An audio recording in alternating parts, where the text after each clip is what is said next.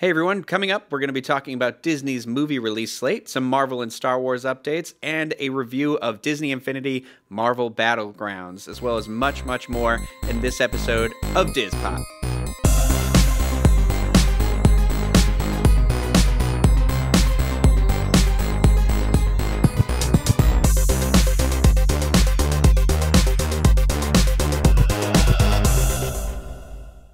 Diz Pop is brought to you by Dreams Unlimited Travel. Visit them on the web at dreamsunlimitedtravel.com. Hey everybody, welcome to the show. I am your host of Diz Pop, Ryno Clavin, and joining me today at the controls is the Alfred to my Batman, Oliver Green. Hello, everyone. I don't know if you hated that. I didn't quite give you Robin. Well, what, Alfred's worse than Robin? No, but Alfred's like, he runs the Batcave, you know? Well, I'm gonna let you off purely based on the fact that Alfred's British. Yeah. And I'm assuming that's better. That's the tedious link you're going for there. I'll let you be the Alfred from the Batman Superman Alfred, because he was kind of trendy, too. He like had some nice outfits going. He's a little hipper, I feel like. I can live with that, definitely. Who doesn't love Jeremy Irons? I don't want to hear about it if you don't. But anyway, so this is technically our third episode. We did one video episode, which was also audio, and then we did an exclusive audio-only review of The Jungle Book, and actually look for it as well. We're going to be doing an exclusive audio-only review of Marvel's Captain America Civil War, and that's going to be me and the lovely and talented Craig Williams.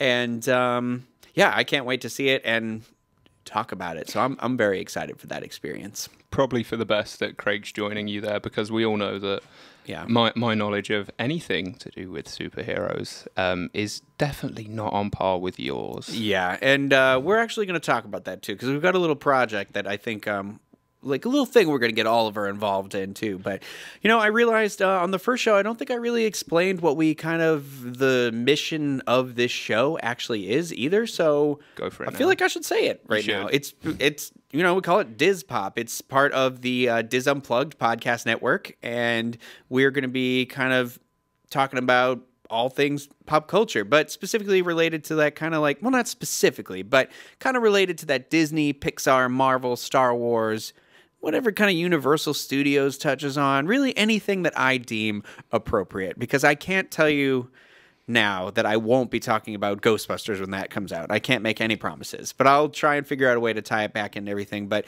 for now, we're going to focus on those stuff and kind of branch outwards, but well, but Cut to me. I think what you're trying to say is it's whatever you essentially want to talk about that's got some link to Disney or Universal. It's just whatever's at the forefront of your mind that maybe has too much of a tedious link to make it onto any of the other shows we do, but it's perfect for Diz Pop. Is that what you're trying to say? Like the junk drawer almost? But a good junk drawer. Like you go in and you're like, there's the battery. Like I don't know why that's why I'm excited about in the junk drawer, but like an organized junk drawer. An organized junk, like an IKEA junk drawer. So It's not really junk, it's Swedish junk. Yeah. Except we're not that cheap. Right. Yeah, but what was I going to say? I'm sorry. No, and I'm certainly not flat pack.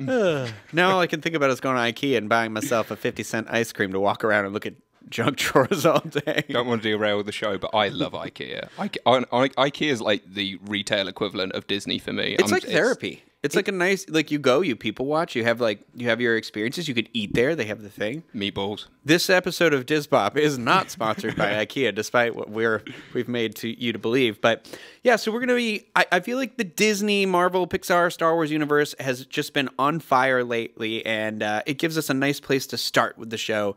And we'll kind of go out from there, and we'll see what you guys want to see or hear or listen to or anything like that. So we're always open to suggestions. Yeah.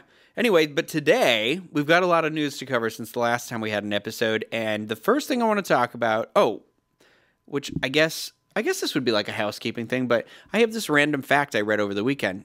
Now, I don't know if you knew this, but Disney has never won a Best Picture Oscar. Isn't that crazy? Yeah. Yes, that's one of those assumptions that you just make. And not many of Disney films have actually been nominated for Best Picture either. And that's actually quite shocking. I read a statistic, and I think it was I want to say it was 3, but it has to be a little bit more than that. I'm a little shocked at that right now. But it was Mary Poppins was the first one. Yep. And then and then there's Beauty and the Beast, which I believe was actually one of the first live action, if not the first live action film to ever be nominated for Best Picture. And that was before there was a Best Animated Feature category. And then when they did establish that Best Animated Feature category, Up was nominated for that and also Best Feature Film. So it's kind of just one of those weird, like, there's so much, they make such iconic films, but none have really gotten that prestigious award, you know? Yeah, it almost feels wrong, you know? It feels like in Disney's trophy cabinet somewhere, they should have that sitting there, and it's just well, they have so many Oscars for so much, you know, and it's just kind of like that one thing that you're like, oh, now it's kind of like, what's the film that's going to bring us there too? Well, yeah, now you've said it, I want to know what it is. I was waiting for you to tell me. I assumed British people were, you can divine the future. What, like Nostradamus? Did you not go to Hogwarts? Did you not major in divination with Professor Trelawney? I mean, you'd be surprised if you've seen the school I went to. It's very much like Hogwarts, but no, I did not. Pig Pimples? Is that where you went? It's what? Pig Pimples? Yeah, like a rip-off version. Yeah, we couldn't really afford the other one, but our wands, they were made out of the best cardboard we could find. Oh yeah, I learned how to handle a wand. Oh, I bet you did, sir. So anyway, now that that's there. So yeah, Disney at the box office. I wanted to talk about that for a second because Jungle Book was #1 again for the 3rd week in a row. And it's now passing the $250 million mark, which actually was a little lower than I expected, but that's just the domestic number, I believe. But it's still doing really well. And it looks like it's going to be holding on to the top. Disney itself as a studio is holding on to that top spot for some time because there is no way that Captain America is not the #1 opener this weekend.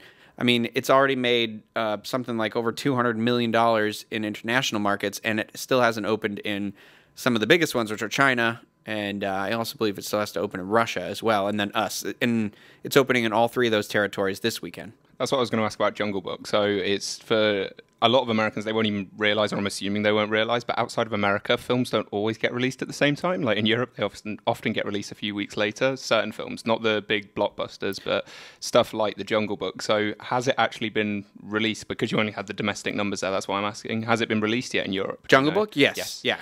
Okay. Yeah, but for some reason, a lot of times lately, I see both numbers together, but The Jungle Book for some reason didn't have it listed there. But excuse me while I shift in my chair a little bit. I forgot what I was going to say. Civil War.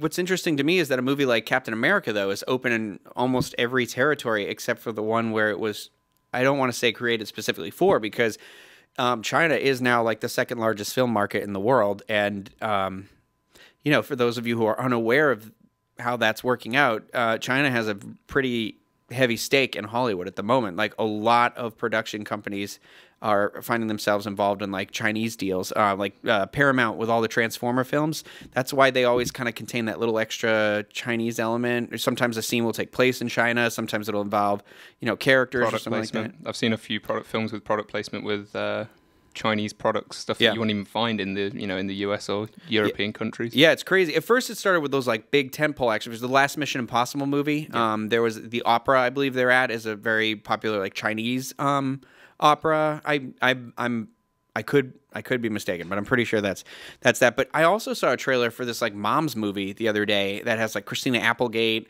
and Veronica Mars, what's her name? Kristen Bell.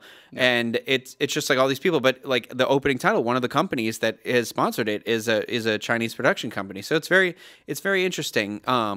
It's great though. I mean, that film can bring places together like this, and also great if you're a filmmaker, because if you can find investments anywhere you can, I mean, it's only going to work out better for everybody's entertainment. Yeah, it's where the money is at the minute. Like, not to get too boring, but China's economy has just boomed in the last few years. So, yeah, if there's money to be made there, we're going to make it. So let me just go back to what you were saying before, because again, my knowledge isn't as good as yours. Did you say the film hadn't been... It was released in China and no, it's not in China. China, Russia, and the United States get Captain America on the same day. Oh, okay. Which is Friday the 6th. Okay. which is technically today, I believe, is when this will go out, but this is pre-recorded. So I can't say whether I liked it or not yet, but I'm going to tell you right now I probably did. But you'll hear about those thoughts in detail at actually probably on Friday, or if not Saturday. So watch out for that review. I'm looking forward to it a lot. I recently went back and I watched Captain America: The Winter Soldier, and I watched the Avengers: Age of Ultron, and I hadn't seen either of those since I saw them in the theaters, and enjoyed them both. Well, Captain America: Winter Soldier is one of Marvel's best films, and the Avengers isn't the second one is not as like bad as I thought when I saw it. I didn't think it was bad. I just was kind of like, it's not as good as the first one. It's still not as good, but it was definitely more enjoyable the second time around. But anyway, what's interesting about the box office thing, the reason why I bring that up is, so if Civil War, if Civil War can hold out for 2 weeks, which I don't believe, I'm not sure if there's any other like major competitive titles coming out in the next 2 weeks, Disney could potentially have spots for the top 3 films, because we're going to assume Civil War #1, Jungle Book #2, and then whatever. But Alice in Wonderland, the Through the Looking Glass, is coming out on the 27th, and I do not think this is going to do nearly as well as that first one did, because that was riding the heels of James Cameron's Avatar as a 3D spectacle. Well, yes, I think he's completely gone out of my head. Who was the guy? Johnny Depp? The guy that passed away. He's does the voiceover for the trailer. Oh, Alan Rickman. Yeah, Alan Rickman. Yeah, that's gonna. People will want to see it just because it's one of, if not the last thing Alan Rickman was. It's close to it. with. Yeah. So yeah, people will go and see it for that. That's why I'm excited about it. You know, I was a huge fan of Alan Rickman. So I wouldn't have necessarily been as interested in it before as I am now. So it looks even crazier than the first one looks. But this one is not directed by Tim Burton. I believe he's just a producer on this one. And it's an interesting. We'll see. We're gonna get to that, because we're gonna do a review of that, and I'm actually gonna go back and rewatch the first one, because I only saw it that one time in the theater, and I did not like it. So I'm interested to see if, now that I know I hate it, if I'll actually enjoy it more the second time. But I also realized I don't think I really care for the Alice in Wonderland story very much, because I've never really enjoyed any version of Alice in Wonderland, except for the scary British one that was on TV when I was a kid. I don't know if you know that one. It was a 2-parter. The Jabberwockies chasing her. No, I'm not aware of that. She's got to like cut the cake backwards somehow at one point. It was a really messed up version. No, not aware of that. But I actually quite like the story of Alice in Wonderland, just because I like when you find out what the story's about. It's the guy that wrote the original story. Wasn't he like just high all the time, and that's how he came up with the story? Oh, I'm sure. I mean, that's clearly reflected in the story itself. So I don't know, especially with the Mad Hatter. The reason he's mad is because of the chemicals they used on the hat. You know, that's why he's the crazy. mercury poisoning, I think. Yeah, mercury. That's what I like about it. It's interesting when you look below the surface. Yeah. So I'm going to give it another shot. I'm going to give it another shot, and I'm going to try and go in open-minded. Like I said, I'm going to rewatch the first one. I'm going to give the second one a fair shake. I'll go see it in 3D the way it's clearly meant to be seen, and I hope I hear that pink cover of the Jefferson Airplane White Rabbit song, or Go Ask Alice. I always get the name mixed up. I think it's called White Rabbit, but I'm not sure. Just quickly before we move on, what's your view on 3D films? I hate them. Oh. Well, I don't hate them. If a movie was conceptualized in 3D from the ground up, I'll see it that way. But otherwise, I'm not going to see it that way. And I said this in the Jungle Book review, which I believe Jungle Book was conceptualized to be in 3D. But because 90% of that movie, I would even go further, 98% of that movie is CGI, or not CGI, but the photorealistic environments. So it's essentially all animated movie. The 3D comes through better than when you post-convert a movie. Or I have only ever seen, I don't know how many movies I've seen that I've actually enjoyed in 3D. Oddly enough, the Three Musketeers weird steampunk version that had Logan Lerman, Mila Jovovich, and Christoph Waltz in it was actually one of the better 3D features I've seen. See, I don't hate 3D, but when it's live action, I prefer 2D. I agree. And unfortunately, my tickets for Civil War are going to be in 3D because I did it in IMAX. However, they are doing specific showings that are not in 3D. So if you do have an issue with 3D movies, but you want to see it in IMAX, like the 7 p.m. showing in Orlando, like that one is just a standard edition. I would have went with that one, but everybody else has to go to the early one, so whatever. I'll suck it up. But I have a giant head. Those glasses hurt my head. They give me a headache. You know, you can get your own 3D glasses. I have my own pair of customized 3D glasses, so you don't have to get the horrible ones that they give out. Will they work for all things though? Because I know that they give you different glasses for 3D IMAX versus Realty 3D. Oh, I didn't know that. Yeah. Oh. They give you like the ones they would give you at like Bug's Life or like what the old Star Tours ones were, and then for Realty 3D they're those like the Ray-Bans looking ones. So that's why I always wondered like why they're not the same. Oh, I didn't know. The projector might be different, but I will take that into account for when I see like a standard movie in 3D. You can borrow them if you like. Oh, well, I have a giant head, so I don't know if they'll fit. But I will tell you, I got some exclusive ones for when I saw Star Trek Into Darkness, and those ones fit amazingly well, and I've kept those. So maybe I should just start actually bringing those with me. There you go. But anyway, so back on that box office thing again. So it's actually really cool, too. I did a little looking this up, and Zootopia is actually still in the top 10. I think it was this last weekend. It was at number 9.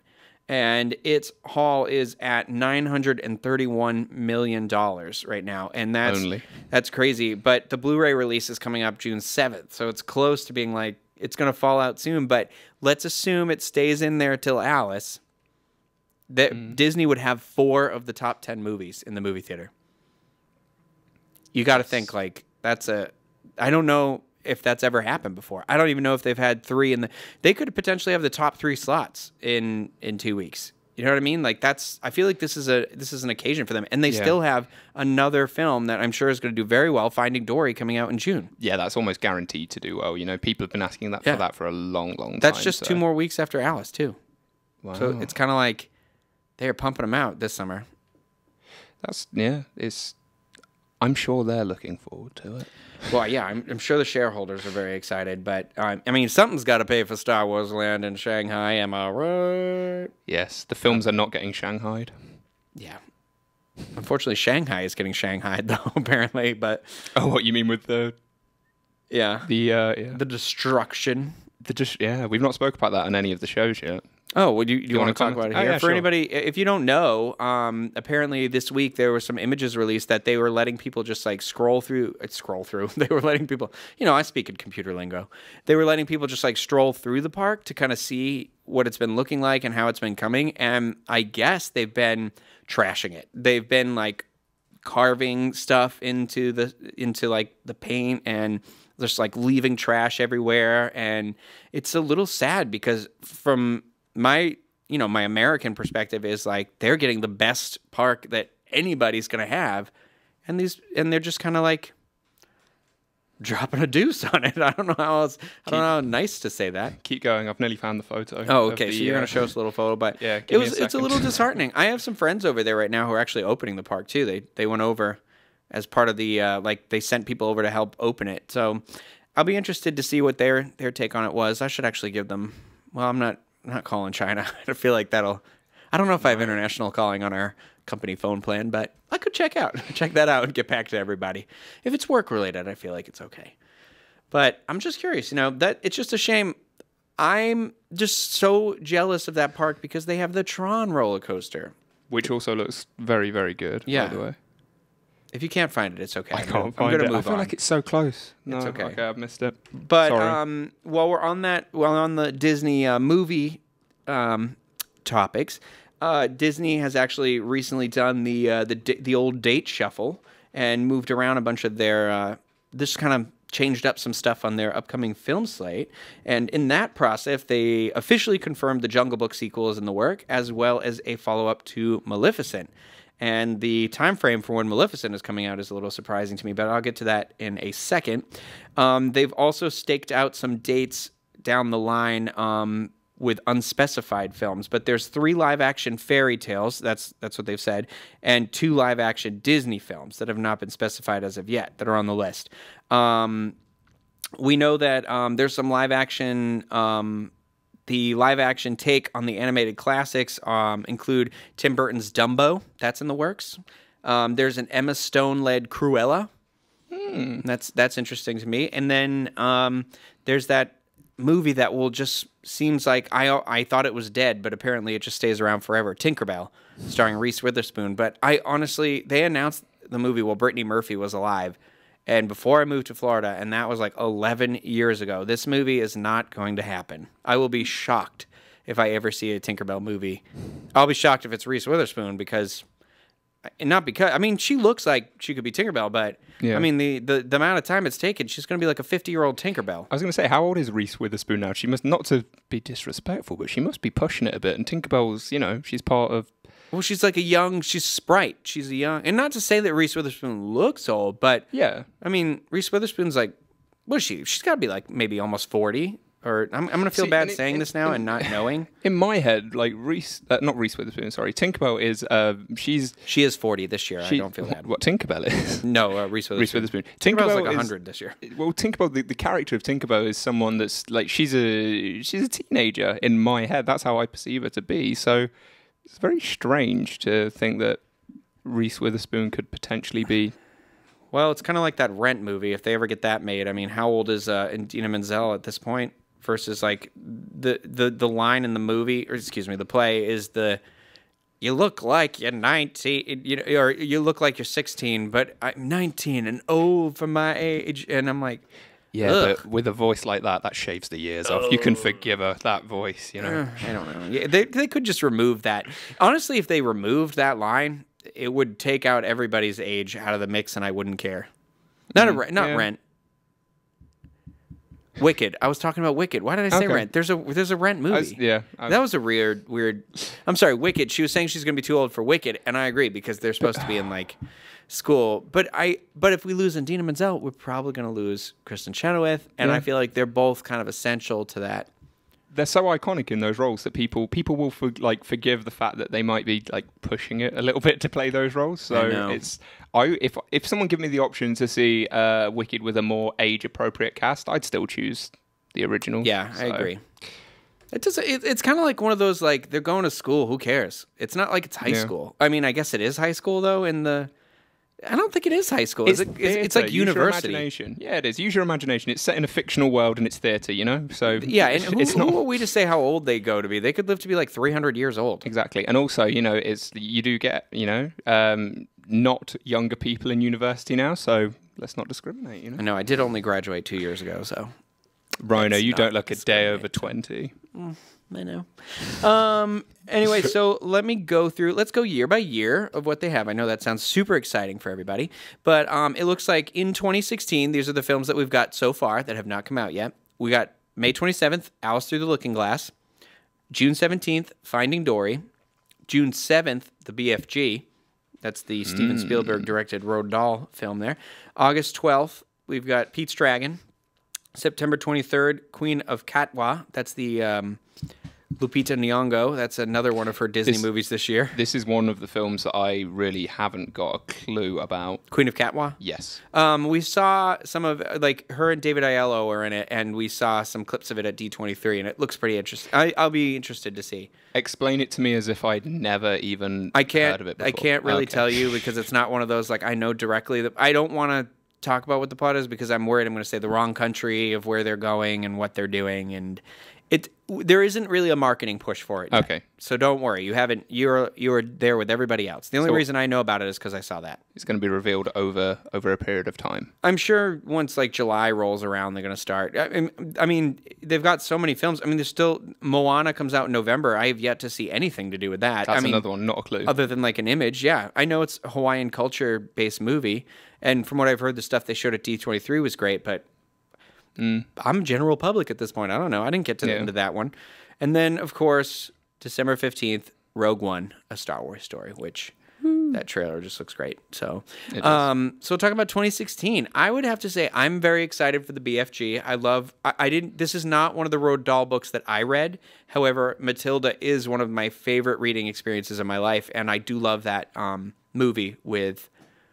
Oh my God, I forgot the girl's name. The little girl from Mrs. Doubtfire. Yeah, I know who you mean. We were mocking her earlier. Not mocking her, impersonating her earlier on. Yeah, I couldn't remember, but she's oh cute. My God. Miranda Wilson. That's it. Yeah. And she, I learned that without looking at the computer. I learned that. You learned it. I learned it real quick. But I look forward to that.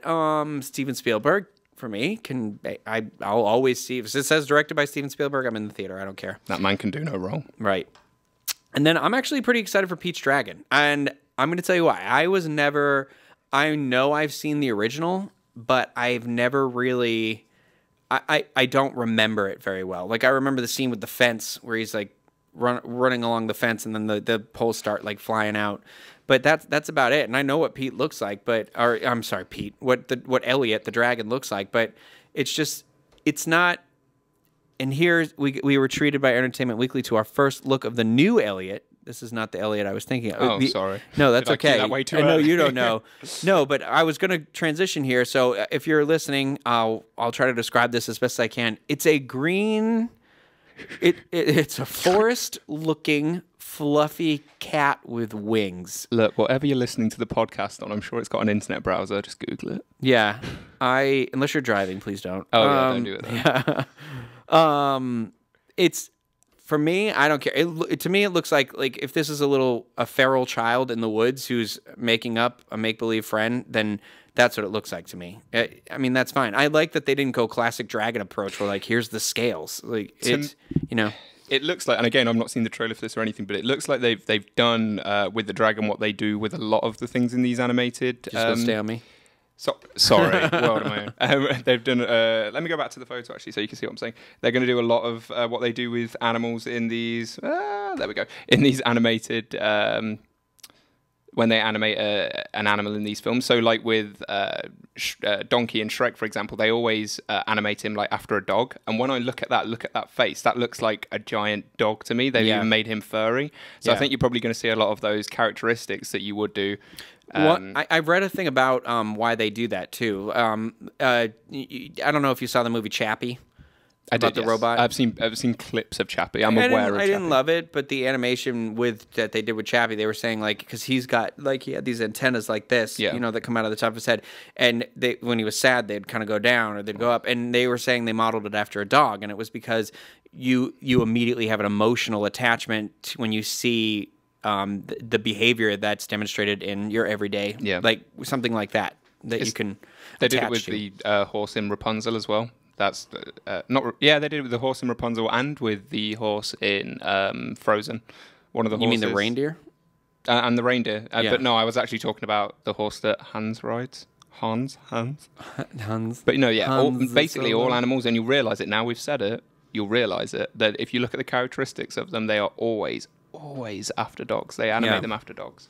Yeah, it's an interesting look, and I know people are upset because there's none of that neon pink, but the director was saying that it didn't really fit the color palette of the film, and I agree. I mean, you look at that photo, you're like, where would you put the neon pink in that photo? So I'm fine with that. I'm excited for Moana, and obviously, or I don't know if I'm excited. I'm interested to see something that's not same old Disney animated. Again, I love Zootopia, so I'm excited for Moana, and obviously Star Wars. We can't talk enough about that. So that's 2016. What brings us into 2017? I'm pretty excited about this one. The Beauty and the Beast movie is March 17th. On April 21st, we've got Disney Nature's Born in China. May 9th, we've got Maleficent 2. May 26th, Pirates of the Caribbean, Dead Men Tell No Tales. June 26th, Cars 3. June 28th, Untitled Live-Action Fairy Tale. And November 22nd, Coco. I don't remember what Coco's about, though. Oh, Coco's the Day of the Dead. It's about the Day of the Dead. Okay. Yeah, because they held back on that one when Sony was releasing that other film, which I don't believe is called Day of the Dead, but it's something like that. I forget. Eli's got all the little figures. I know what you're talking about. I can't recall what it's called. Yeah, like Channing Tatum's a voice in it. Yeah. They're like all like wooden dolls. This is bugging me. But their faces are like painted. Yeah. Almost. It's like, yeah. But again, I'll always see a Pirates movie. The first one is my favorite. I don't care for the second or third one. The second one I like more than the third one, and I like the fourth one better than the second and third one. I know that's not a popular opinion. But. Do we know, has the cast been released yet for the new Pirates film? Do we know who's coming back? Well, Johnny Depp, obviously. I believe Jeffrey Rush as well. And the big deal with this one is that Will Turner, Orlando Bloom, is going to be back. Were you trying to do an English accent? Will Turner. Oh, right. Well, that's his name in the movie. That's how they say it. Will Turner. Oh, man, I didn't say at the beginning, here's what's poppin'. I was going to say it. I just realized that was going to be our, like, here's what's poppin'. That should be like your sign-off. What's poppin', boo? That's what popped. No, that doesn't work. That does not have a ring to it. Nope. Anyway, so Maleficent 2, I'm surprised about 2017. That's May 2017. Are they even filming this movie yet? I don't think so. Apparently, Angelina Jolie is attached to star again, and I mean, I don't know. I'd be surprised if that actually holds on the date. The other one that really surprised me is Cars 3. I had no clue that was even a thing.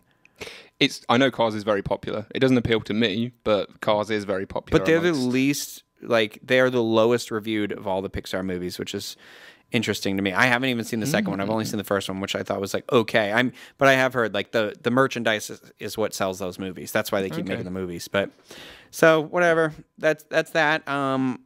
Beauty and the Beast. I'm very excited for that. Me too. Yeah. 2018, we start off in March with Gigantic, and that's the Jack and the Beanstalk story, the animated film. And then April 6th, it says Untitled Live-Action Fairy Tale. May 25th, Untitled Han Solo feature. June 15th, Toy Story 4, which I'll be very excited for. August 3rd, Untitled Live-Action Disney film. December 25th, Untitled Live-Action Disney film. So that kind of year only gives us 3 films that we know about, but still, it's interesting that they're kind of taking that Marvel Lucasfilm, which is Disney, but now they're staking it out as brand, claiming dates that will always be their dates, always March, always May, always in the summer, release dates for them. So good for them. And then 2019 is Untitled Disney Toon Studios film. June 21st is The Incredibles 2, and December 20th is live action Fairy Tale. So they've got some stuff that I know they're working on, and I think it's just kind of what gets through the pipeline faster. But yeah, so we'll see. It's an exciting thing to choose from, and that doesn't include Marvel movies because we're getting 3 of those a year starting next year, or Star Wars films, which we're getting 1 a year. So do you know what 3 Marvel films we're getting? Next year we're getting, I believe there's a Spider-Man film next July. And just again, correct me if I'm wrong, but who's going to be taking the role of Spider-Man? Is it Andrew Garfield or is it no? not? It's a reboot. It's but not an origin story, because in Captain America: Civil War, Spider-Man is a fully formed hero, or he's already around, been bitten by the spider, has his powers. Okay. I think Iron Man's going to have something to do with helping him get a costume though. Marvel film slate. I will look that up really quick because I believe Thor is the end of next year. I want to say that's November. Spider-Man, I think, counted as the... Guardians of the Galaxy 2. That's right. I forgot that's filming. That's going to be our May release. I'll enjoy the Spider-Man one. I'll probably enjoy the Thor one.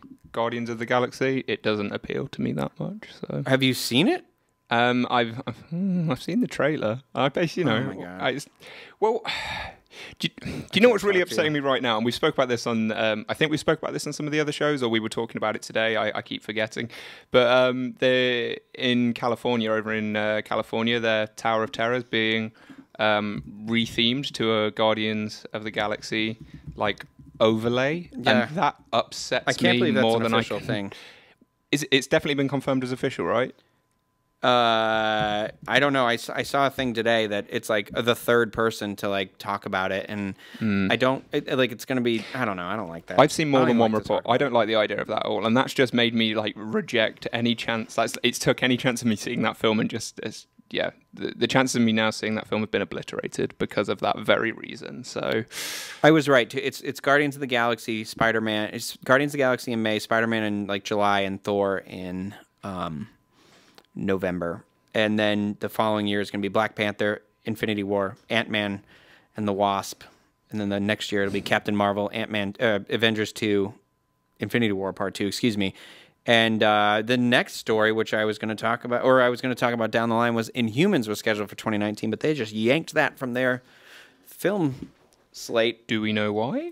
No, well, the television series was kind of setting up storylines for that for me, when I love Agents of S.H.I.E.L.D., and I was almost why am I going to care about this by the time a movie rolls around? Because that's years down the pipeline. So am I going to watch 7 seasons of the show about them and then do the main feature? I don't know. It seems kind of beating a dead horse. So who knows? I think what's happening is that their current release of characters is just doing so well that they're well, we're going to repeat the stuff that's doing well.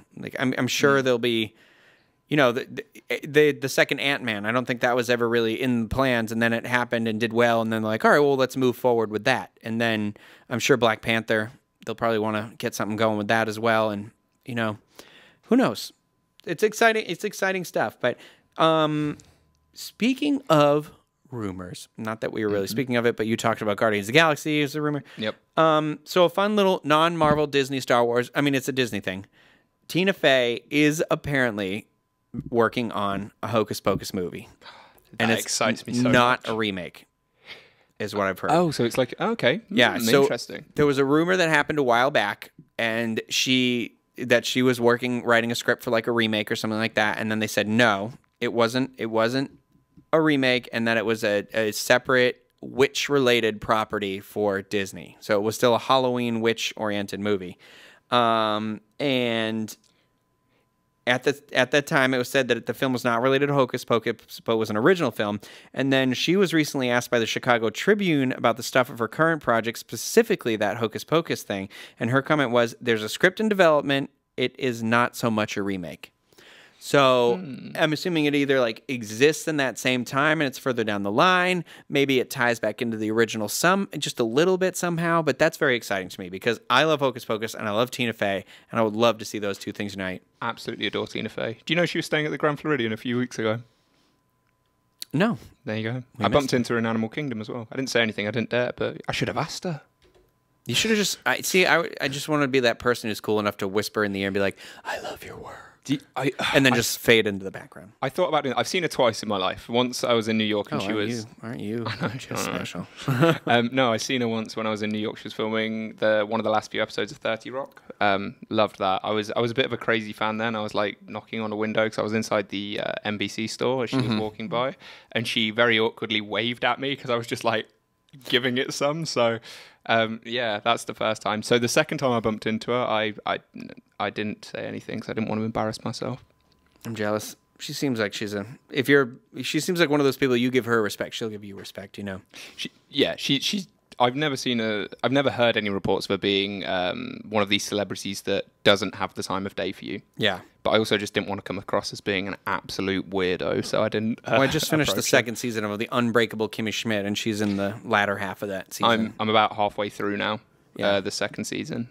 So I kind of hope she comes back for the third season and plays a different character, because she was a different character in the first season. So I like that she keeps coming back to it. I can't remember. It was a while ago now. In the first season, wasn't she a lawyer? She was the lawyer in the last like 2 episodes. Yeah. She's in a little bit more this time around, but yeah. So I meant to say earlier, so I do these arts and crafts videos from time to time, arts and crafts and drinks. If you haven't seen them, check them out on youtube.com/DizUnplugged. I've done a Zootopia one where I reviewed the movie. I did the Marvel where I talked about Daredevil, which I just finished last night, by the way, season 2, and I enjoyed it, and I might have to do a little... like a re-examination of that. And then I just did a Star Wars one. So check that out, because I know this week was May the 4th. But in that video, Steve and I talk about, or Steve brought up that he had read about the trailer for Rogue One. There's a moment that involves some of the Red Imperial Emperor guards from Return of the Jedi. And he was saying... the rumor was that this movie was going to involve Snoke somehow, or maybe give some of his backstory. And I just want to put that to rest, because apparently the Lucasfilm creative Pablo Hidalgo has stated that Rogue One will not include any connections to the current trilogy that began with The Force Awakens, and that this movie is very much a standalone movie. He said Snoke is not in Rogue One, like in any way, shape, or form. And now Ewan McGregor has also been asked a lot lately about the Obi-Wan Kenobi spinoff, if that's a thing that he'd be interested in doing or anything. And he said, if they asked me to do it, I would be happy to. But he said he looks like he's the one campaigning for it, because at the interviews, people ask him about it, and he feels like he's not bringing it up. People are bringing it up to him. So it's not like he's saying he'll respond to the questions if he's asked. He says, I don't know anything about it. They've never approached me about it. So but maybe he's playing coy. Yeah, possibly. I love Ewan McGregor. And he's in the Beauty and the Beast movie next year, and that's why I'm very excited too, because it's a musical, and Moulin Rouge is one of my favorite movies. Who's he playing in Beauty and the Beast? Lumiere. Oh, nice. So that'll be good to him. Lumiere's French though, and I suppose that's why they call it acting. Well, he's like Scottish, and he always plays a British dude. I mean, an English fella. It's we need to work on your accents, right? But some other exciting stuff in that Star Wars universe is there for you, for those of you who like to read. I have never really read any of the books, but you know, when Disney came in and got all the Star Wars stuff, they kind of wiped the what was called the extended universe, which was all like the like unofficial extended universe. They basically wiped the slate and said only the films were canon, and then whatever they do now. So like the comic books that they're producing now are canon. Star Wars Rebels is canon. The Clone Wars are canon. And any kind of books they put out. So they put out a book before Episode 7 that was called Aftermath, and that dealt with the events following Return of the Jedi. So it was a movie it was a book you didn't have to read, but if you weren't lost if you didn't, but it did kind of like, it gave you like a feel of what this movie was going to be like, I guess. Now there's a new one coming out called Bloodline, and the author of this book, Claudia Gray, she stated that some of the story ideas and elements in this novel come straight from Rian Johnson. Now, Rian Johnson is directing Episode 8. And so this book takes place 6 years before The Force Awakens, and it revolves around Leia, how she split from the Republic, how the Resistance was born, and the formation of the First Order. So what's interesting is that it's going to have like allusions, I think, to some story elements that are going to be in Episode 8. Yeah. But I think Lucasfilm is very much keeping everything like separate but connected, so they don't weigh on each other. But yeah. I might give it a read just because they're saying that if Rian Johnson like directly, I know that he was trying to like push J.J. Abrams to have some stories in his stuff too, and J.J. was like, okay, we can do some stuff, but not this stuff, and vice versa. That's how it's all been working out. So it's kind of cool that all these directors are like so invested in this universe and like working actively with each other. But I thought that was cool. So I'll have to see what the reviews are, and I might give it a read. But now on to the, were you going to say something about that? I was just going to say, I'll let you read it first, and if you think it's worthy of me. Yeah, you're not a giant. I'm not. This is why I want you to read it first and let me know if it's a good introduction. Yeah. Well, we're going to move down onto the Marvel stuff, your favorite. I know. I've got some knowledge, just not a lot. Well, one of the big stories that's come out recently is that Robert Downey Jr. is set for the new Spider-Man movie called Spider-Man Homecoming. And right, this is just an assumption he's playing Iron Man, right? Yes. Okay, there we go. Since the Spider-Man is in Captain America: Civil War, he makes his Marvel Cinematic Universe debut in this movie. This is going to be a continue. Well, we don't know. This potentially could be like Robert Downey Jr. could be involved in like a flashback scenario where like it's how they met and informed their relationship. We won't really know until we see how much Spider-Man's involved in their relationship in Captain America. So, but it will continue a key relationship thread between Spidey and Iron Man that begins in Civil War, I guess. And I guess unfortunately Michael Keaton will not be playing the bad guy in this film either. He was originally rumored to be the bad guy. They're saying maybe the Vulture, but apparently he's dropped out of the early talks, which Michael Keaton is on fire right now, and I really would have loved to have seen him in another comic book movie as a bad guy instead of being a good guy, because as you all know, he played Batman in the first two Tim Burton Batman films. But that's exciting. I'm very excited for that. I really love Robert Downey Jr. as Iron Man. He's apparently even said that he might have one more Iron Man solo film like left in him, but he's still got to do the Infinity War, I believe, so that's like 4 more Robert Downey Jr. Iron Man movies. He enjoys that. I think it's become part of his personality almost. The Iron Man films. I feel like he enjoys doing them. So to say he's only got one more left is a bit. I think if he goes, it'll be like that character's out of the cinematic universe for a while. Because what I believe, the Infinity War is going to kind of like whatever happens after that is going to be kind of a reset of the cinematic universe. Yeah. But from what I understand is there's going to be like new beginnings, but also closure to pretty much everything that we've seen in the cinematic universe at the same time. So like some characters will keep going and others, it's like, that's it for a while, until we decide to bring them back in to the fold. So, and that's cool. I mean, I like that. It keeps things fresh, I feel like. I do have a little bit of an update, Infinity War update too. Earlier this year, the Russo brothers, who are directing that, who also directed Captain America: Civil War, Captain America: Winter Soldier, they had originally said the roster for the film was going to include 67 characters. Now, the writers of this film, Christopher Marcus and Stephen McFeely, have said that the audience shouldn't expect those types of numbers when they finally see the movie. They were saying that those numbers actually only reflect the number of characters that are introduced in the MCU as it is right now. They basically had their office like filled up with postcards that had a name of every character on it, and they're kind of like, well, how did they all film in?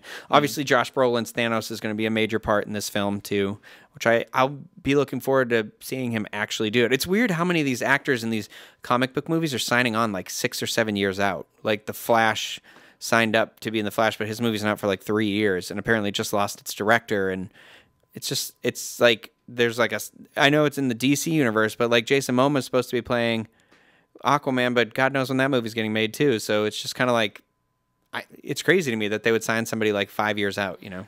Yeah, I think, are they happy to be signed? And again, this is just my ignorance, but are they happy to be signed because they're almost guaranteed to do well? Do they do well, the superhero films? Generally speaking, is that why they're do so the happy? Actors do well? No, do the films do well in general? So. Oh my God, do you live in a cave? Well, I was making the assumption, but I was going to say I was going to go in there and be like, well, so yeah. Batman versus Superman, they're saying was like terrible reviews and everything like that. And I'll go on record again and say that I actually really enjoyed it. It is not as bad as it's made out to be. I think that I think that first trailer did it in for it, and nobody really, or the second trailer was actually the worst one. The first one was great, the third one was great, but not the middle one, and it just left a bad taste, even in my mouth. And some people say it's boring, but it's the stuff I like about superheroes. Like, should there be a Superman? Like stuff like that. And I don't know. I thought I appreciated it for trying to be so different. And I'm not saying it's a perfect movie by any means, but I just don't think it deserves to be sitting at like 27%, whatever it is on Rotten Tomatoes. But wow. I would put it in the 60%, maybe even like low 70s for me.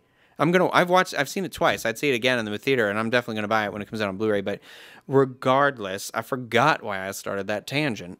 Oh, you asked how well I was doing. Yeah, I was asking ignorant questions. That movie's done very well, though. It's just, it could have done even better maybe if it was like critically acclaimed, but yeah, making a superhero movie these days is almost a solid bet, not 100%. Like you can't, I don't think you can assemble garbage like you used to be able to. Like it can't just be like hokey. Like I think you actually have to have like a quality film, but yeah, they're a guaranteed hit. So that's why I was assuming they'd be happy to sign up a few years. Well, the thing that Marvel's notorious for is they sign their people on for extremely little amounts of money. Like Chris Evans, I believe, wasn't even making $1 million per movie for any of the Captain America. That might be different now, and he's signed for like 9 films. And the only one who got a really good deal because he started it before it all, and he's smart, was Robert Downey Jr. Got paid some couple million for Iron Man, but then he also negotiated a back end of the proceeds of every of the films he was in. So when Avengers came out and that made like $1 billion, he made $50 million for no other thing than his movie did well. So he was getting like a bonus, like it's great. I mean, he's smart like that. So again, excuse my ignorance, but just to clarify, what you said is they signed them on for multiple films and they've already agreed their price for the sequels. Yeah. Is that that's okay. Wow. So Spider-Man, the original Spider-Man, the Sam Raimi one, Tobey Maguire did the first one for $4 million. He did the second one for 7, and he did the third for 12. Like that was part of the contract, is that they would escalate the amount of money they got. And sometimes it's like that. Sometimes it's okay. You get $750,000 for the first one. If we choose to go on with sequels, it'll get a percentage increase by this much. It'll be $1.5 million the next one or whatever. But yeah, Marvel was like trying to be like, no money. You can't have, they were trying to be like, be in 10 films, but we don't want to pay you a lot of money. And that's, I think, coming to that era of Marvel being like that is kind of going away a little more now, because they did a little bit of a regime shuffle, and they kind of took away that guy who was being super cheap and was causing a lot of the friction at the studio. They put him on new projects, excuse me.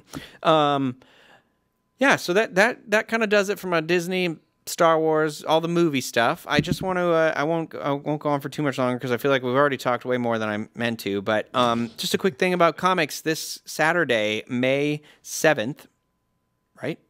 Let me check. 5th, 6th, yeah, 7th. We're recording this on Wednesday, so I apologize. But this Saturday is Free Comic Book Day, and if you've never done that before, you can go Google search Free Comic Book Day. There's a website.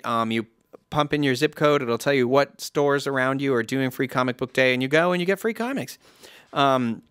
And it's a lot of like, there's special titles for this day. There's some Serenity, Archie, Bob's Burgers, Doctor Who. There's some Marvel titles. Go check that out.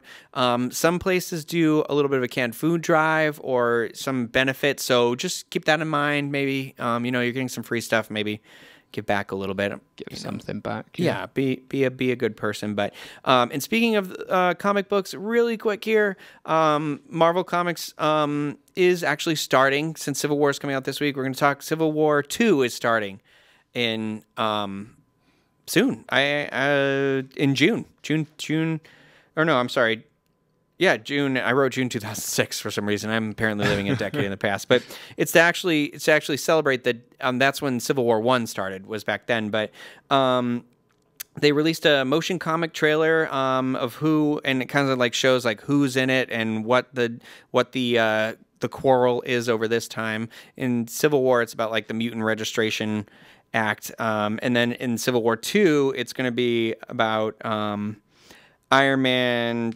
Sorry, I'll skip over this one, but Civil War 2 is marking the 10-year anniversary. The new conflict involves the discovery of an Inhuman, so maybe it will come back. Maybe that's why they pulled the Inhumans movie, because they want to use that storyline to do a Civil War II storyline. I don't know, but the Inhuman, which if you don't know what Inhuman is, it's an alien-descended superhuman being, and it's currently the main plot on Agents of S.H.I.E.L.D., but this Inhuman can predict the future with a certainty never witnessed on Earth. So the Inhuman uses his powers to stop a tragedy from happening, and that's kind of what sparks this whole event. So some heroes organize an effort to use his powers to thwart evil, and using what they call predictive justice.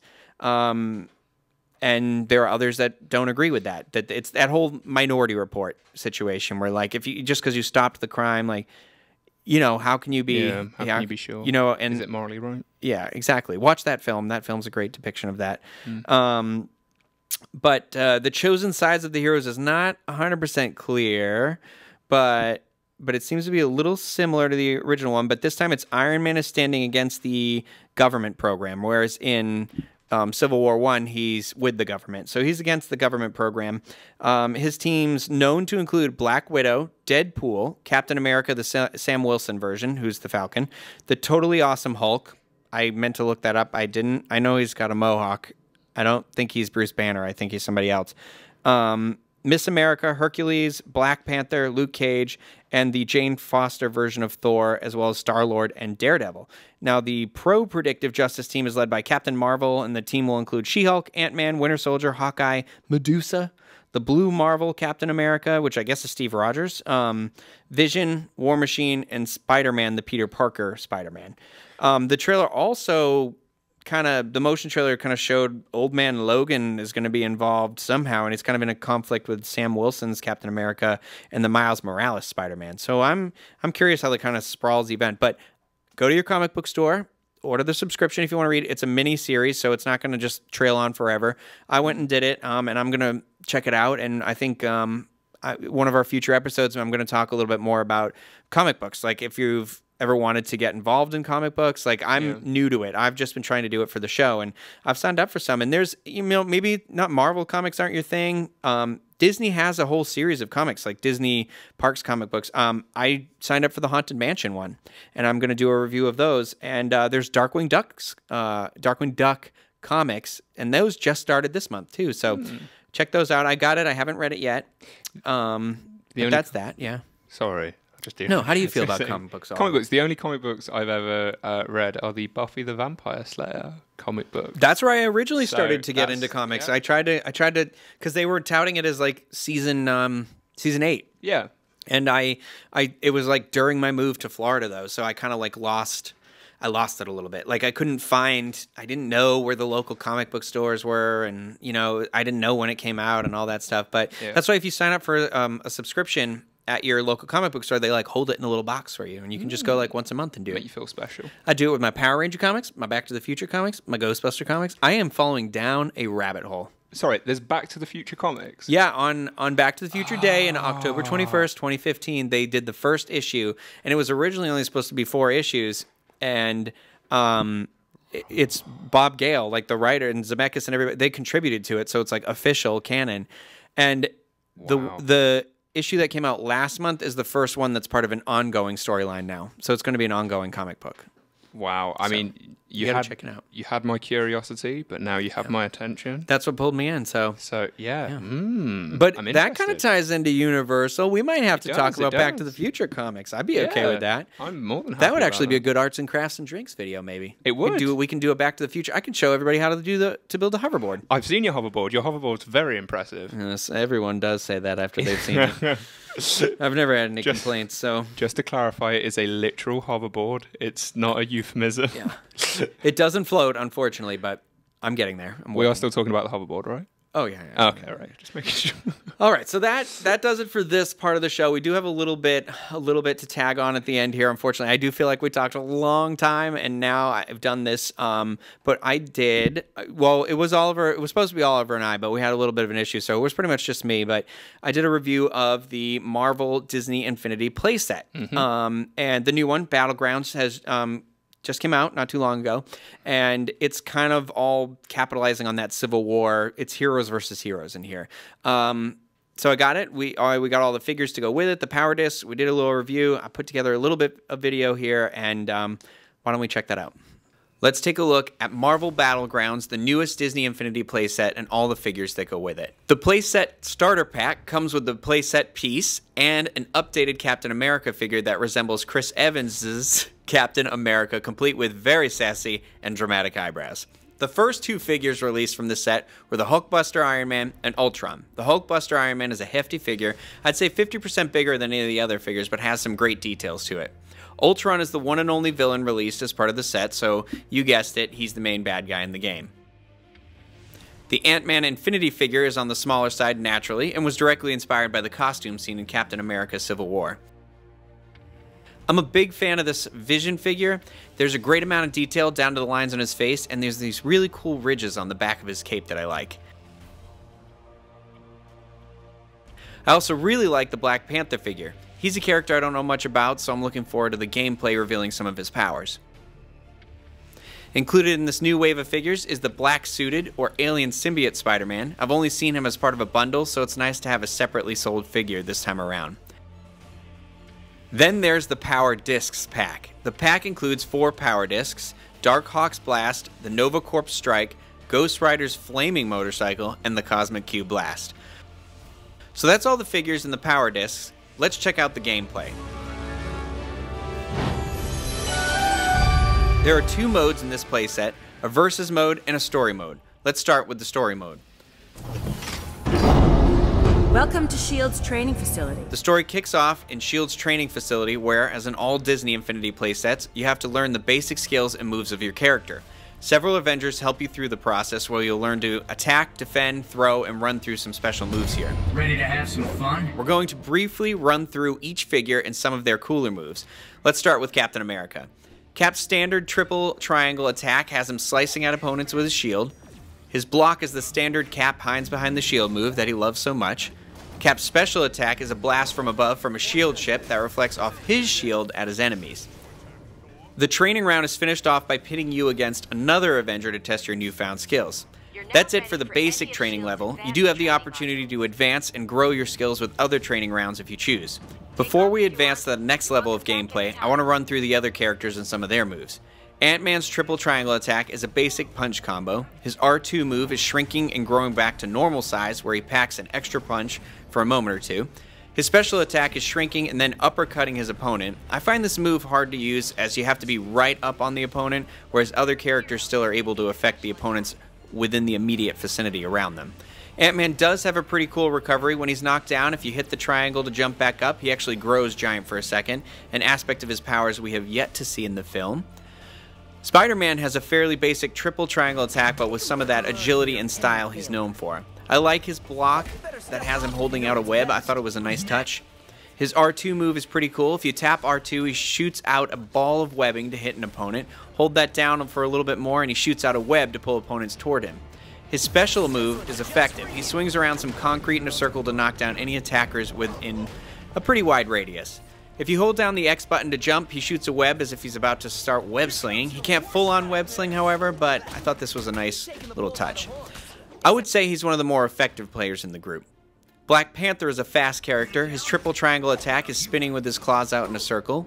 His R2 attack is a running panther charge toward the opponent. His special attack is spinning and throwing claws into his opponent while knocking them away. Vision's basic attack is a punch-kick combo with a little bit of flight tagged on at the end. His block is cool because he becomes transparent and attackers punch through him. His R2 move is a blast from the Infinity Stone on his head. Hold down the R2 trigger longer and a steady energy beam comes out. His special attack is interesting. He basically becomes super powered for a few extra moments. Hulkbuster feels strong and surprisingly fast and causes heavy damage. His R2 attack is a flight charge. His special attack is missiles from pretty much everywhere. I found that I was able to beat opponents in a much faster time when I was playing with Hulkbuster. That brings us to Ultron, who can also fly. His R2 attack shoots out lasers and again hold it down for longer for bigger bursts. His special attack calls multiple Ultrons to help him defeat opponent. He's a strong character, but not very fast. The great thing about this playset is that you can put your Disney Infinity 2.0 figures on the base and send them through the training activities as well. Those are all the characters. Now let's get to the story and locations. I played most of the levels as Captain America. The first level has Hulkbuster Iron Man meeting Captain America and Rocket Raccoon, who are investigating some rogue-enhanced individuals. The two turn out to be Groot and the Hulk. The computer playing as Hulkbuster takes on the Hulk, while Cap is left to deal with Groot. I am Groot. As you play throughout the level, power discs show up, and you can power up and receive things like extra help from auxiliary characters such as Captain Marvel. So you defeat the characters and find out they're robots. Ant-Man analyzes the wreckage and says they have vibranium parts. And as we all know, what bad guy is made of vibranium? But then we hear Black Panther needs help from Wakanda, where vibranium is harvested from. That's a nice tie-in, I thought. But he needs help from being attacked by Loki, and that I felt like was a little random for sure. This is kind of how all the levels play out. You go to a new location, fight foe Avengers, then on to a new location. Other levels and locations include the Mines of Wakanda, a secret shield base on the moon, Nowhere from Guardians of the Galaxy, and Asgard. Along the way, you'll face off against a wide variety of Marvel Infinity heroes and villains. At the end of the levels, a stat screen comes up to tell you what your experience points earned are, as well as the Toy Box currency and trial tokens you've also earned. So one thing in particular I find annoying about this playset is that the skill tree is not able to be accessed from the story mode. You have to exit the game and go into Toy Box mode. And here you can upgrade various skills depending on how well you've done in the game. Then you can exit and go back to continue the story mode. All other versions of Disney Infinity I've played so far have let you upgrade within the game. It makes no sense to have to exit. It takes a big chunk of the fun out of it for me because I like to upgrade the characters as I go. I don't want to have to keep starting and stopping the story mode to upgrade. Another complaint I have is the length of the story mode. There are basically only 5 levels, 6 if you include the shield training at the beginning. I actually accidentally beat the game while I was capturing the gameplay for this video. It took maybe an hour. Now let's talk about Versus Mode. Choosing Versus Mode brings you to the character selection screen that shows you all the Disney Infinity Marvel characters. Any characters you own or have put on your base will be lit up. For any figures you're missing, you can play with trial characters. Signing into your Disney account lets you unlock a different set of trial characters each week. You can also spend those trial tokens you've earned by playing the game to temporarily unlock any characters. Once you've got your characters unlocked, you select 4 to play. It's a rumble, so you play as player 1, and the other 3 are the computer. Once you have the players selected, you choose an arena. Some of the arenas are locked and will open as you play the game more. The arena scene is also where you can choose to use your power discs. You can add up to 3 on each base and 6 per game. At the end of the match, it will display who came in first, second, third, and fourth with some stats. There are several types of versus gameplay with different objectives in each game. There's even a custom one where you can set the objective. The whole versus mode reminds me a lot of classic arcade games, which is pretty fun. Okay, so that was a little bit of an overview of the game, the gameplay, and the characters, and the different types of modes you can play in, but my initial impression of this game, I thought it was going to be really cool. I really liked Marvel Disney Infinity 2.0 a lot. I really loved all the Star Wars, the 3.0 stuff, and this one, I was a little disappointed. The game started with a storyline where you were fighting the other characters in the Marvel Universe and, you know, kind of capitalizing on that whole Civil War thing, but it well, then you find out they're like robots of themselves. So you're not like, oh, you're not actually fighting the other person. You're fighting the bad guy still. It's but a workaround. You know, exactly. Yeah, workaround. But the story mode was super short. I actually accidentally beat the game while I was trying to just capture all that video for it. I didn't intentionally do that. So it took me maybe just over an hour or so to do that. So that was a little upsetting. And see, for me, like that actually that appeals to me because traditionally, although I'm not a huge gamer, I do play games, and I've always been more drawn to games that don't have drawn out storylines. I've always enjoyed playing stuff like Left 4 Dead, which I know is in a different realm, but it's like much shorter gameplay. So I suppose value for money wise, you're not getting the most bang for your buck, but for me, I don't know, it kind of appeals to me. Yeah, I think you're going to enjoy. You got all the you got some Star Wars Disney Infinity set this week, right? And a Marvel one too. I did, yes. I got Captain America and an array of Star Wars characters. Not array, but an array. Not see what you did there? Array. You're wasted here, Ryno. But yeah, so I'll be curious once you get it all set up. Maybe next week you can give me your input on Civil War. Excuse me, the Captain America, the Battlegrounds, the Marvel playset. It will be very interesting from my point of view, I think, just because I've got, like, for you have an expectation going into this, whereas I don't. Like, my expectation is, like, it's not that it's zero. I expect something good. Well, you know what? Quality. Start with Battlegrounds and then go to the Star Wars one. Don't start at Star Wars and go the other way, because I'm curious. Like, I don't want that to affect your... Start here. I want to see just in your initial impression of it, because for me, I mean, it reminds me a lot of the old style arcade games where it's just versus. It's very like Mortal Kombat. There's like a story, but not a real story. The story isn't really relevant to what you're doing. So I like that it gave you the story mode though. So it's kind of like, oh, if you're just one person, you can play at your house. I mean, you can still do the versus mode and play against the computer. As you saw in the video, you can choose like multiple players and then you just kind of all fight each other. But this is actually the first time that you can do the 4-player one, which was cool. So if you have friends over, you can all kind of play. So it's kind of dipping into that realm that it wasn't already there with, I guess. I just kind of was hoping for a little more, like, I wanted to be able to level up my characters a little bit more. And, you know, I always look forward to that. So I was a little disappointed. Do I think it's a do not buy? No, I think it's still enjoyable. Anything like getting to play with these Marvel characters all mixed together like this is always fun. It doesn't live up to the Star Wars or 3.0 or the Marvel 2.0 editions of this game. So that's where I'd say set your expectations a little bit lower and just kind of think about it as more of like a bubble, like an add-on, as opposed to like when I got the Force Awakens playset, that was a full-blown like an experience, whereas this feels like a quarter of a game versus like a full game. Yeah. So that's all. That's how I'll say about it. It was a overall an enjoyable experience, but I'm very much more of I like the story oriented game. Like I said, I love side scrollers. I don't like things that get too expansive. I get lost and it just doesn't feel, you know, like I want that one Donkey Kong target to go for, you know. I know what you're saying. Yeah. So, you know, check it out. Let us know what you thought if you've gotten it. I'm curious to see how everybody else feels about it, about where it lies in general. But that's that.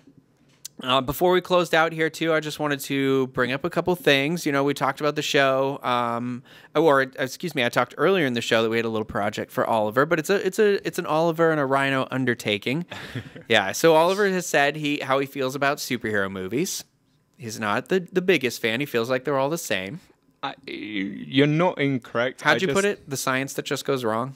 It's no. I said I think what I originally said. I didn't say anything as intelligent as that. I just said that the story arc in every superhero film is exactly the same. So when you know what's going to happen, it just doesn't become exciting. Saying that, I have enjoyed the Spider-Man films and the first Iron Man film.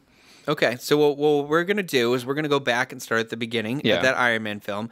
Because, I mean, I've seen Iron Man 1 several times, and some of these several times, but some of them, like Thor 1, I've maybe only seen once or twice. And so we're going to start at the beginning, and we're going to work our way right on through the MCU. And we'll have, I know this episode of Diz Pop was very news-heavy, but it had also been 2 weeks since our episode. And since this is going to be a weekly show, and it's also that time of year where a lot of news is dropping and we got a lot to talk about. It's very exciting, but I also want to have some discussion topics, and I think we'll do that. We're going to re-examine, bring Oliver on a journey to be as nerdy as the rest of us eventually. I don't think I'm a lost cause. I think I just got lost somewhere along the way. Yeah. And you know what? And to be fair, I think that Marvel is currently putting out their best stuff. Captain America's Winter Soldier, amazing. Guardians of the Galaxy, which I know is not one that appeals to you, is I think my favorite of the group of all the movies. So it's just we'll get you there. We'll get you there. We'll find your inner nerd and we'll bring him on out. So he's there somewhere. Yeah. What's that Lion King? He lives in you. He lives in me. He watches over. For anybody who said there isn't enough singing on all the Diz Unplugged podcasts, there is. So has anyone actually ever said that? Yeah, actually, the Universal show usually includes some sort of musical element for some reason. And we always end up singing a song and somebody has complained about it, so we just keep doing it now. So sadly, that might be a thing on here too. But tell us what you don't like and we'll make sure we keep on doing it. Yeah. Where your feedback is always turned against you. No. But yeah, we'll be doing that. We're going to be, it's not always going to be Marvel, Pixar, Star Wars. It's not always going to be the movie stuff. Like you've seen, we're going to talk about comics. We're going to talk about books. We're going to talk about music. Really, whatever you guys want. I want to get into the lifestyle stuff. I'd love to talk about Disney bounding, do some challenges out there, see what you guys can come up with, have like an overview of like how do you get into Disney bounding or cosplaying even. I know that's a really big thing. And I've got a friend who maybe I'll have on the show because he's great. He does all these insane cosplays. He does a great Spider-Man, and I should have had him on the show for this, but maybe we'll see. But, that, I want to talk about Dapper Day. I want to talk about all these, like, how you bring your favorite fandom and how you bring it into your life. That's what this show will be, Exactly. And so we're going to talk about some of that stuff. Yeah, the possibilities are endless. Right. Tell us what you want to see, and if we think it's appropriate, we'll potentially talk about it. Yeah, and you know what? Right now, feel free to send us an email at, is it podcast@disunplug.com, I believe is our... Or comment on the YouTube video. We'll see it. We stay up to date as much as we can on that. So. Yeah, absolutely. Oliver obsessively checks the YouTube videos. He's still a little sensitive, so give him some positive. Give him a little fist bump there. And first of all, I'm not overly sensitive. Say what you like. Trust me. I grew up a big child. I am. My skin is very thick. But I can almost guarantee now you've said that, people are going to come out of the woodwork and be like, let's see what we can... How can we make him cry now? Yeah. No, but I make that joke too, as you'll see, if you've ever commented on one of the arts and crafts and drinks videos, which, by the way, is a subsection of DizPop. That's where, like, the idea of DizPop was coming from. So those are kind of those are like a cousin to this show. But you have your best ideas when you're drinking, right? Moments of clarity sometimes. I just see the universe. That was very Rose Tyler looking into the TARDIS. I have looked into the TARDIS, and it's looked into me. I can tell you right now that's something you will never sell me on. I am not. Which a is Doctor a shame. Who fan. You're a British guy, so yeah, I know. But like, I'm sure there's a lot of American stuff I'm into that you. I only just got into Doctor Who too. Somebody said it was like Buffy, and that's what got me into it. And I don't you dare. Yeah, and I don't agree with that. I understand where they were applying it like that. It's got some amazing storytelling, but it is also like wibbly wobbly is definitely the words to use to describe this show for sure. But anyway, maybe we'll get into that someday if that's something you guys want to hear. Like I said, send us an email, podcast@disunplug.com. Oliver said, I was making the joke about Oliver on YouTube because if you've noticed any video that I'll produce, I'll chat with you on YouTube. You leave a comment, I'll comment back. I'll like something. We can be friends. We can all be friends.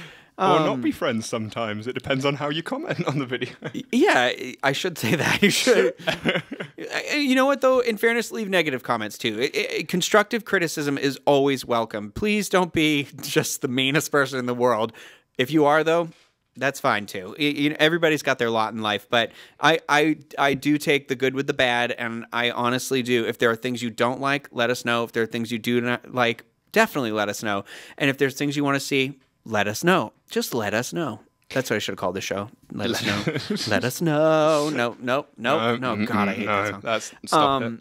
But we also started a Twitter I was afraid to say what it was yet. Oh yeah, I completely forgot about that. I literally started it while we started recording the show, but it's at Diz Pop Show. So that's DISPOPSHOW. I'm going to send in my first constructive criticism here, and I will say this episode did not include enough pops. Do you want me to make up for it now? That was your cue. You are the worst. Oh, sorry. Do it again. This show did not include enough pops. Wait, that was terrible. Oh, God. So as you can see, like Oliver's popping noise, we're a work in progress. And so I just really want to thank everybody for checking out the first, this is the third episode. We'll be back again next week with some interesting stuff. We'll see. We will. Yeah. So I guess that's it, guys. And I've really enjoyed this time we've spent together, and I hope we can spend some more time together next week on the next episode of Diz Pop. There you go.